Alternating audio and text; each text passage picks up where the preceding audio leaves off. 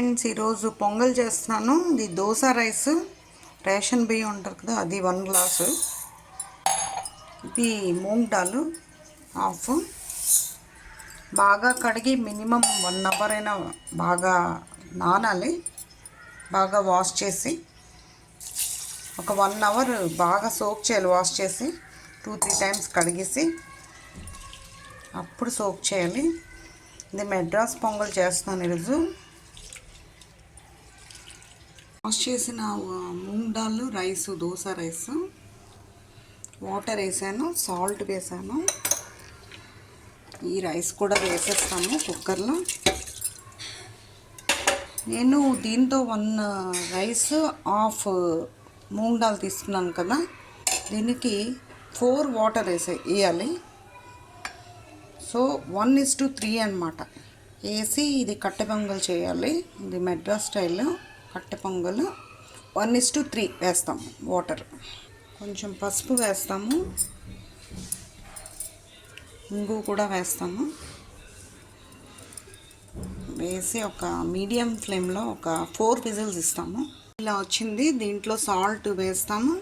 వేడిగా ఉన్నప్పుడే సాల్ట్ వేయాలి, తర్వాత వేస్తే మీకు బాగా పొంగలంతా పట్టదు. బాగా స్మాష్ చేస్తాము.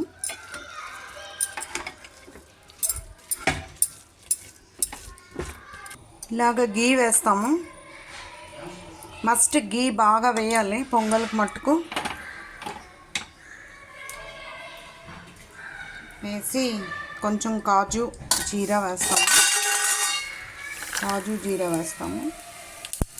హోల్ పిప్పర్ ఇది కొంచెం వేస్తాము. ఊరికే మన ఆంధ్రాలో అయితే పచ్చిమిరపకాయలు, రెడ్ చిల్లీ ఇవన్నీ వేస్తాము. అది యాక్చువల్గా అది వెన్న పొంగల్ కాదు, ఇది మెడ్రాస్ పొంగల్ కాబట్టి ఇది లైట్గా వేయాలి. ఇంగు కూడా వేస్తాము.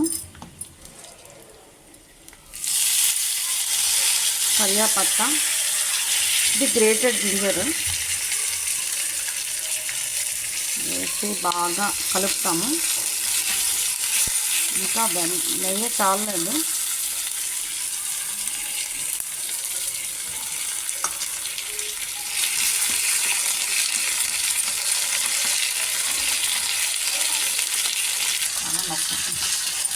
ఇలా బాగా ఫ్రై చేయాలి.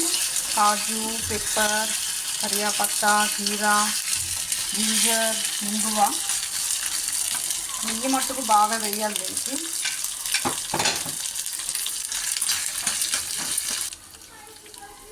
ఇలాగ పోపు బాగా ఫ్రై అయ్యాక ఇందులో వేస్తాము. వేసి బాగా మిక్స్ చేస్తాము. కట్టె పొంగల్ ఫ్రెండ్స్ ఇలా వచ్చింది. దీంట్లోని ఈ కార ఇది చేసి వేసి తినాలి కాంబినేషన్తో, ఈ టమోటా రసంతో. కార కట్టె పొంగల్, ఇది మెడ్రాస్ స్టైల్.